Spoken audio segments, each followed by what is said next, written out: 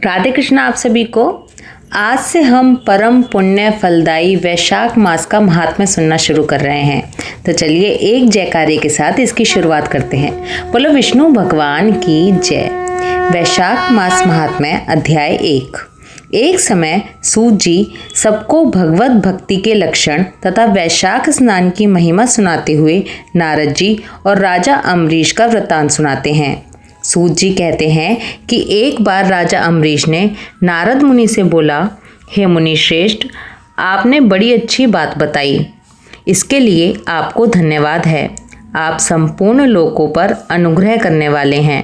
आपने भगवान विष्णु के सगुण एवं निर्गुण ध्यान का वर्णन किया। अब आप भक्ति का लक्षण बतलाइए। साधुओं पर कृपा करने वाले महर्षि, मुझे ये समझाइए कि किस मनुष्य को कब, कहाँ, कैसी और किस प्रकार की भक्ति करनी चाहिए। सूत जी कहते हैं, राजाओं में श्रेष्ठ महाराज अम्बरीश के ये वचन सुनकर देव ऋषि को बड़ी प्रसन्नता हुई। वे उनसे बोले, राजन सुनो, भगवान की भक्ति समस्त पापों का नाश करने वाली है। मैं तुमसे उस भक्ति का भली भांति वर्णन करता हूँ। भक्ति अनेक प्रकार की बताई गई है। मानसी, वाचिकी, कायिकी, लौकिकी, वैदिकी तथा आध्यात्मिकी। ध्यान, धारणा, बुद्धि तथा वेदार्थ के चिंतन द्वारा जो विष्णु को प्रसन्न करने वाली भक्ति की जाती है उसे मानसी भक्ति कहते हैं। दिन रात अविश्रांत भाव से वेद मंत्रों के उच्चारण, जप तथा आरण्यक आदि के पाठ द्वारा जो भगवान की प्रसन्नता का संपादन किया जाता है उसका नाम वाचिकी भक्ति है। व्रत, उपवास और नियमों के पालन तथा पांचों इंद्रियों के संयम द्वारा की जाने वाली आराधना कायिकी भक्ति कही गई है। ये सब प्रकार की सिद्धियों का संपादन करने वाली है।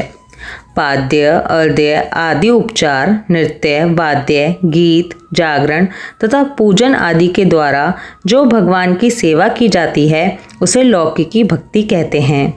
ऋग्वेद, यजुर्वेद और सामवेद के जप, संहिताओं के अध्ययन आदि तथा भविष्य की आहुति, यज्ञ आदि के द्वारा की जाने वाली उपासना का नाम वैदिकी भक्ति है।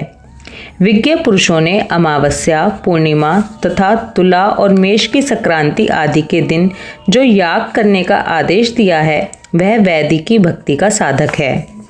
अब मैं योगजन्य आध्यात्मिकी भक्ति का भी वर्णन करता हूँ। योगज भक्ति का साधक सदा अपनी इंद्रियों को संयम में रखकर प्राणायाम पूर्वक ध्यान किया करता है, विषयों से अलग रहता है। वह ध्यान में देखता है भगवान का मुख अनंत तेज से उद्दीप्त हो रहा है। उनकी कटी के ऊपरी भाग तक लटका हुआ यज्ञोपवीत शोभा पा रहा है। उनका शुक्ल वर्ण है, 4 भुजाएं हैं। उनके हाथों में वरद और अभय की मुद्राएं हैं। वे पीत वस्त्र धारण किए हुए हैं तथा उनके नेत्र अत्यंत सुंदर हैं। वे प्रसन्नता से परिपूर्ण दिखाई देते हैं।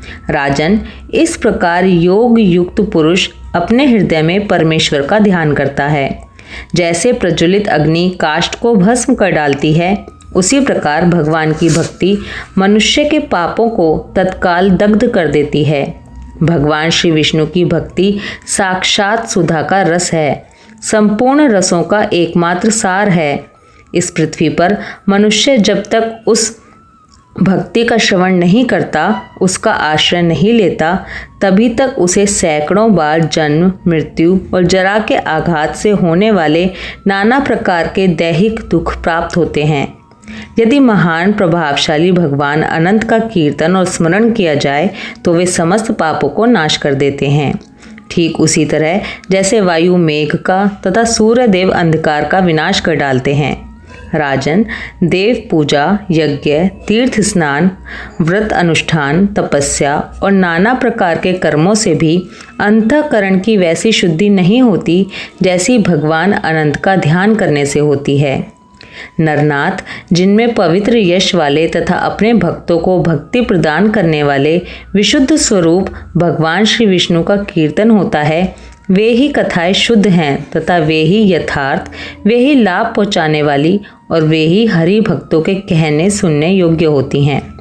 भूमंडल के राज्य का भार संभालने वाले धीर चित्त महाराज अम्बरीश तुम धन्य हो, क्योंकि तुम्हारा हृदय पुरुषोत्तम के ध्यान में एकतान हो रहा है तथा सौभाग्य लक्ष्मी से सुशोभित होने वाली तुम्हारी नैष्ठिक बुद्धि श्री कृष्णचंद्र की पुण्यमयी लीलाओं के श्रवण में प्रवृत्त हो रही है। हे राजन, भक्तों को वरदान देने वाले अविनाशी भगवान श्री विष्णु की भक्ति पूर्वक आराधना किए बिना अहंकारवश अपने को ही बड़ा मानने वाले पुरुष का कल्याण कैसे होगा। भगवान माया के जन्मदाता हैं, उन पर माया का प्रभाव नहीं पड़ता। साधु पुरुष उन्हें भक्ति के द्वारा ही प्राप्त करते हैं, इस बात को तुम जानते हो। राजन, धर्म का कोई भी तत्व ऐसा नहीं है जो तुम्हें ज्ञात ना हो। फिर भी जिनके चरण ही तीर्थ हैं, उन भगवान की चर्चा का प्रसंग उठाकर जो तुम उनकी सरस कथा को मुझसे विस्तार के साथ पूछ रहे हो, उसमें यही कारण है कि तुम वैष्णवों का गौरव बढ़ाना चाहते हो, मुझ जैसे लोगों को आदर दे रहे हो। साधु संत जो एक दूसरे से मिलने पर अधिक श्रद्धा के साथ भगवान अनंत के कल्याण में गुणों का कीर्तन और श्रवण करते हैं, इससे बढ़कर परम संतोष की बात तथा समुचित पुण्य मुझे और किसी कार्य में नहीं दिखाई देता। ब्राह्मण, गौ, सत्य, श्रद्धा, यज्ञ, तपस्या, श्रुति, स्मृति, दया, दीक्षा और संतोष, ये सब श्री हरि के स्वरूप हैं। सूर्य, चंद्रमा, वायु, पृथ्वी, जल, आकाश, दिशाएं, ब्रह्मा, विष्णु, रुद्र तथा संपूर्ण प्राणी उस परमेश्वर के ही स्वरूप हैं। इस चराचर जगत को उत्पन्न करने की शक्ति रखने वाले वे विश्व रूप भगवान स्वयं ही ब्राह्मण की शरीर में प्रवेश करके सदा उन्हें खिलाए जाने वाला अन्न भोजन करते हैं। इसलिए जिनकी चरण रेणु तीर्थ के समान है, भगवान अनंत ही जिनके आधार हैं, जो संपूर्ण प्राणियों के आत्मा तथा पुण्य लक्ष्मी के सर्वस्व हैं, उन ब्राह्मणों का आदर पूर्वक पूजन करो। जो विद्वान ब्राह्मण को विष्णु बुद्धि से देखता है, वही सच्चा वैष्णव है तथा वही अपने धर्म में भली भांति स्थित माना जाता है। तुमने भक्ति के लक्षण सुनने के लिए प्रार्थना की थी, सो सब मैंने तुम्हें सुना दिया। वैशाख मास महात्म्य अध्याय 1 समाप्त। ओम नमो भगवते वासुदेवाय। राधे कृष्णा।